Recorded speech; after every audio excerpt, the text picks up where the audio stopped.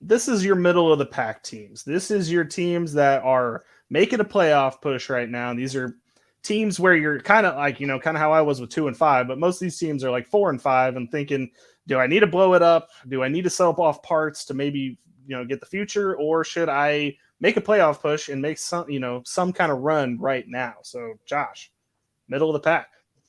So we kind of chatted about him just a bit ago, but honestly, it's Cordell Patterson, because he just came back, and for some stupid reason, when he's on the field, he scores fantasy football points. I don't get it. I don't understand what Atlanta does with him or what he does to Atlanta, but he's showing no signs of stopping at this point. And yes, Algier is there, which is even better for you because he's the future of Atlanta.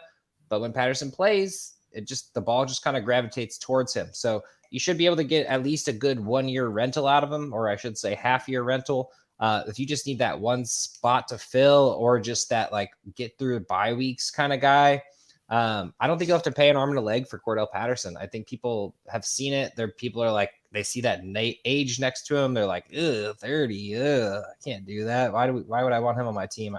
You're right. You're offering a younger piece. Or you're offering me a pick.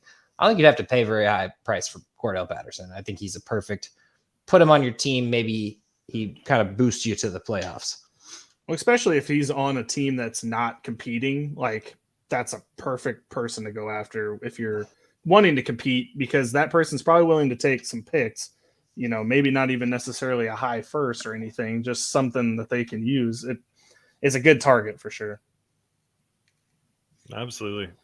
My guy is Devonta Smith on that one.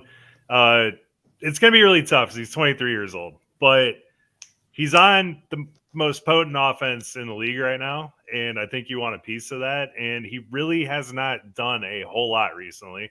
We already talked about the recency bias, so I think if you get the right guy in conversation, you talk to him, you figure out what he wants, you could easily acquire Devonta Smith on your roster, and he has a semi-difficult schedule the rest of the year, but so does A.J. Brown and so does Dallas Goedert. So you're going to get those massive games from him, and that's the perfect type of piece that I would want on my team for a playoff run. Yeah, he's had a couple bad games right in a row, too. So someone's going, oh, they saw the A.J. Brown game, and then they saw the Dallas Goedert game, and they're like, I don't know. Devontae's the afterthought. It should have been Devontae next, and I completely agree. Trying to buy People Devontae were really Smith down on Devonta going into the season because of the addition of A.J. Brown. So there's this kind of cloudy, murky, people don't really know about him, and we know about him. He's awesome. Not to talk about the Eagles too much, but the thing about the Eagles, what they're doing is they're utilizing whatever matchup they see best in pre-game warmups and for, like pre-week planning. So they're literally seeing this and they go, AJ Brown is going to have a great matchup. Dallas Goedert's going to have a great matchup. They kept pointing it out on that Thursday night game where he was running right in between the two, linebacker and safety, and it's perfect. So Devontae Smith's going to have that game, and you want him on your team when he does. Well, and they're going to be fighting this entire season. Like you're never going to get to a point where it's towards the end and they're resting somebody. They're not going to get to a point where they're out of contention and not going to play them as much. Like they're going to be fighting for that 1 seed the entire rest of the season. So you're going to have him during the big playoff stretch where you can, utilize him on your team. My middle of the pack, he's going to be a little pricey, and I understand that, but it's Amari Cooper from the Browns. So he's already had his bye week. He is 29 years old. I think you could pitch that out there as a potential thing that you could, get him for. And he's got Deshaun Watson coming back. That's kind of the biggest thing here down your playoff stretch. If you're a competing team and actually think you're going to make the playoffs, having a piece like Amari Cooper who could detonate nuclear once he gets Deshaun Watson in there, that is a piece that you want to trade for pretty aggressively right now while he's still in the preset times where it's kind of unsure.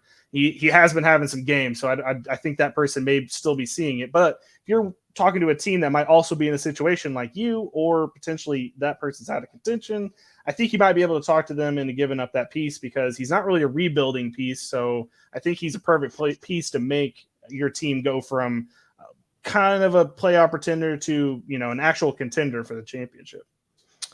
Another person in that exact same breath is Kareem Hunt, because when Deshaun Watson comes back, those passing dump-offs are going to be more frequent. I mean, right now it's pretty much the Nick Chubb game, and then, okay, shit, we got to throw, so it's Amari Cooper. So I think Hunt will have a more prominent role. I think I talked about that before the trade deadline. So get yourself a piece of this Cleveland offense. And I think the good thing about Kareem Hunt is he won't be back next year and he's going to have a new home. So if you could get him now before the offseason and before he goes to a new team and he seems to be the running back one for that team, you could get yourself a nice piece for the future. So it's kind of a win-win on if you're in the middle, you're like, this could help me this year or this could help me next year. Mm-hmm. Yeah. I like it, Bill. And I got to say that we all need to take a second and thank Amari Cooper for the season he's having, because no one is respecting Amari Cooper for the season he's having with Jacoby Brissett as the quarterback. I mean, it's just thank him. Write him a note. Write him a letter. It's like they Santa got him Claus. for a 5th round pick. The Browns did. Just wild. Thank you, Cowboys. That was a great trade. I know that you all didn't want to pay him, but I also love that he had that 1-point game. He needed that. Keep him humble. Had to do it. It's Amari Cooper. And hopefully you guys were listening to us this offseason because we were like, hey, get Amari Cooper. He's probably pretty cheap at this time. And, it ended up paying off for him. So, okay.